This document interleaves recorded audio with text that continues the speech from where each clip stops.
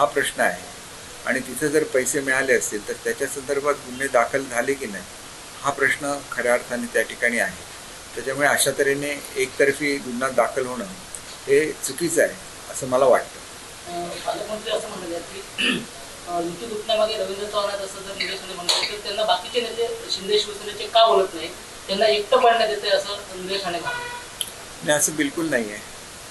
मी कालच्या मीटिंगमध्ये सुद्धा सांगितलेलं होतं की आदरणीय नारायण राणे साहेबांनी महायुतीच्या माध्यमातूनच या निवडणुका लढवाव्या असं सांगितलेलं होतं. परंतु प्रत्यक्षात मात्र तसं घडलं नाही. ते कोणामुळे घडलं नाही हे त्यांनी खरं तर जाहीर करावं. त्यानंतर त्याने असं म्हटलंय की तुम्ही काल वेंगुर्ल्याचे विधान केलं की नारायण राणेंना कुठेतरी प्रचारापासून राजकारणापासून दूर ठेवण्याचं काम केलं जातंय. त्याच्यावर त्याने असं म्हटलं की 2014 मध्ये नारायण राणेंना संपवण्याचा तुमचाच प्रयत्न होता, तुम्ही त्यांच्या विरुद्ध बंड पुकारलेला होता.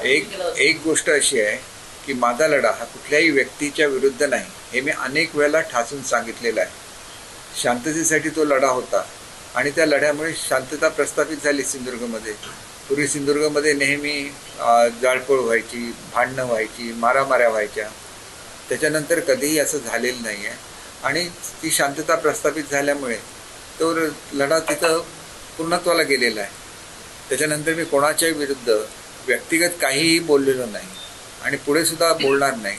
आजसुद्धा आमचे संबंध अतिशय चांगले आहेत. त्याचं कारण जे कार्यकर्ते असं करत होते त्यांना एक धडा मिळावा म्हणून त्या लढ्याच्या मागचा उद्देश होता.